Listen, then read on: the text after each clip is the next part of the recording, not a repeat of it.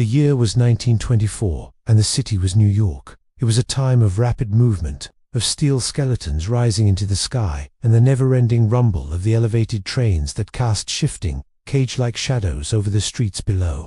In the middle of the bustling borough of Manhattan, tucked away on a quieter side street near the Garment District, stood a building known as the Royal Court. It was not a palace, despite its name.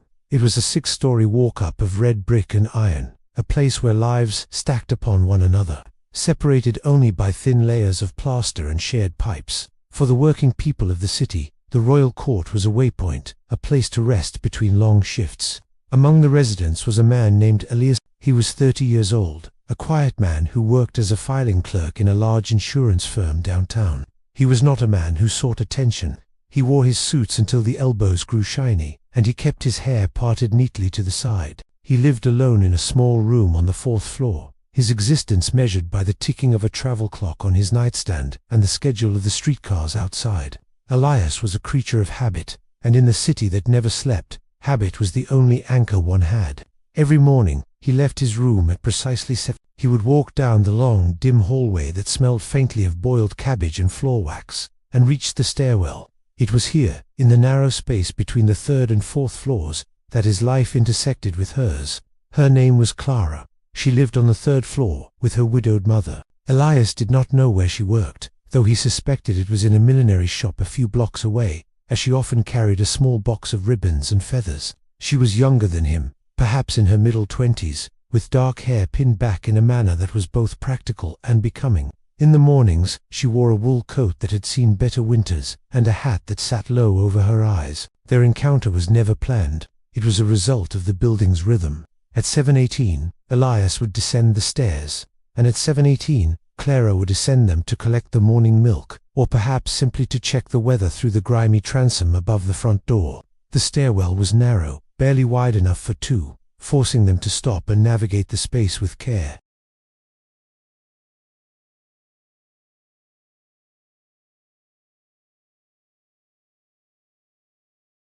It began with a glance. When Elias rounded the landing and saw her standing there, his breath would catch not out of loud excitement, but with a quiet, internal tightening. He would stop, placing a hand on the cold iron railing to steady himself. Clara would look up from the step she was dusting off her shoes. Her eyes were large and dark, reflecting the yellow light of the gas fixture on the wall. She never smiled broadly, but the tension in her face would soften. She would step aside, pressing her back against the wall to let him pass, a gesture of deference that was common in those days. He would nod. "Good morning," he would say, his voice low, respectful of the sleeping neighbors. "Good morning," she would reply. Her voice was soft, often lost in the ambient noise of the building, but he heard it clearly. These were the only words they exchanged. Yet, in the seconds it took for him to walk past her, a span of perhaps 5 or 6 heartbeats, a world of communication took place. He would notice if she looked tired, if there was a smudge of ink on her cheek, or if she had hemmed her skirt. She would notice if he had rushed his shave, or if his coat was buttoned tightly against a draft. It was a dangerous love, not because of any scandal or impropriety, but because of its intensity and its silence. It was dangerous to Elias because it filled his mind when he should have been focusing on ledgers and claims. He found himself counting the hours until 7. He began to polish his shoes a little more carefully. He began to walk with a straighter spine, wanting to be a man who deserved a nod from her. The danger lay in the possibility of shattering the fragile glass of their routine. To speak more, to ask her for an ice cream soda, or to inquire about her family, was to risk the awkwardness of rejection. It was safer to love her from the periphery, to keep her as a fixed point in his turning world. The city around them moved with a mechanical indifference, the streets filled with the noise of hawkers and the clatter of horseshoes on cobblestones. In the evenings, the Royal Court hummed with the sounds of radios tuning in to jazz programs and the muffled conversations of couples arguing or laughing behind closed doors. But the stairwell remained a sanctuary of silence. There were moments, however, where the silence felt heavy, loaded with things unsaid. One rainy evening in March, Elias returned home late. He had worked overtime to earn a few extra dollars. He entered the building, shaking the water from his umbrella. He climbed the stairs, his legs aching. When he reached the 3rd floor landing, he saw Clara sitting on the bottom step of the next flight. She was not moving. She was staring into the darkened hallway, her hands folded in her lap. She looked small in the shadows of the building that was named after a court, but housed the common. Elias stopped. He did not want to intrude on her solitude, but he could not simply pass her by. For a moment, he thought she was crying, but when she looked up at him, her eyes were dry. She looked resigned, weary in a way that went beyond physical tiredness. Elias stood on the landing, his dripping umbrella forming a puddle on the floorboards. He looked at her, and for the first time, the mask of politeness slipped. He looked at her with a concern that was raw and evident. Clara held his gaze. She did not look away. In the dim light, they were just two souls trapped in the wooden ribs of the building. The air between them was thick with the things they could not say, the offer of help, the question of what was wrong, the desire to simply sit beside her. Elias gripped the handle of his umbrella tighter. He wanted to ask, "Is everything all right?" He wanted to say, "If you need anything, I am on the 4th floor." But the rules of their time, the rigid social structures that governed the interactions of men and women who were strangers, held him back. To ask might imply a familiarity he had no right to claim. It might burden her with an obligation she did not want. So, he simply waited. He stood there for a long moment, acknowledging her presence with a stillness that was rare in the rushing city. Clara seemed to understand. She gave him a small, faint smile, a genuine one that reached her eyes. It was a smile that said, "I see you, and I thank you for stopping, even if you cannot stay." Elias tipped his hat, a slow, deliberate gesture. Then, he walked up the stairs. He did not look back, but he felt her eyes on his back until he turned the corner to the 4th floor. That night, he sat in his room and listened to the rain, feeling a profound mix of sadness and gratitude. He realized that their love was not about possession. It was about witnessing. Life in the city continued. Spring arrived, turning the soot-covered streets into avenues of mud and budding trees. The routines held firm. Every morning, the passing on the stairs. Every evening, the shared distance.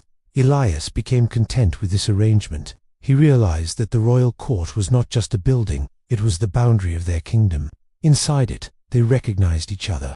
Outside, in the crowded streets of Manhattan, they were invisible. However, time is the one force in the city that respects no boundaries. The summer of 1925 brought a heatwave that blanketed the city in sweltering humidity. The air in the royal court became stifling, thick with the smell of garbage baking in the alleyways. It was during this time that the routine broke. One Monday morning, Elias descended the stairs at 7:15. He reached the landing, but Clara was not there. He paused, confused. He looked down the stairwell, but the space was empty. He walked down a few steps, thinking perhaps she was running late. He waited for a minute, then 2, listening for the creak of the 3rd floor door. It did not open. A pang of anxiety hit him. Had she moved? Was she ill? He forced himself to walk out of the building and into the oppressive heat. He went to work, but his mind was distracted. All day he filed papers, wondering about the empty landing. That evening, he returned home early. As he walked up the stairs, he heard the sound of voices from the 3rd floor. He recognized Clara's voice, and the deeper voice of her mother. He also heard the heavy tread of a man's boots and the scraping of furniture. He stopped outside his door on the 4th floor, listening. The sound of furniture scraping across the floor continued for an hour. It was the sound of packing. The realization settled over him like a heavy coat. Clara was leaving. The next morning, the landing was empty again. On the 3rd day, it was the same. On the 4th day, a moving cart pulled up to the curb outside the royal court. Elias watched from his window, hidden behind the lace curtain. He saw the men carrying down trunks and boxes. He saw Clara's mother, wearing a dark shawl, directing the men. Then, he saw Clara. She stood on the sidewalk, looking up at the building. The sun caught the dark brown of her hair. She was not looking at the windows of the neighbors, but she seemed to be looking toward the 4th floor. Elias felt a powerful urge to run down the stairs, to burst out of the front door, and to say something, to say anything, to tell her that her presence had made the hard city livable for him. But he remained by the window. He was a man of silence, a man of the shadows in the insurance archives. He knew that to go down now would only cause embarrassment for her. She was moving on, perhaps to a better job, perhaps to marry, perhaps simply to escape the heat and the noise. It was not his place to interrupt the trajectory of her life. Clara stood there for a long moment. She raised a hand, not waving, just touching the air above her head, a gesture of farewell to the brick and mortar. Then, she turned and climbed into the cart. Elias watched the cart disappear into the traffic of the avenue. The royal court seemed quieter then. The silence in the stairwell was no longer filled with anticipation, it was just silence. He lived in the building for another 5 years. He eventually moved to a different borough and the subway lines expanded, seeking a smaller, quieter place. He never saw Clara again.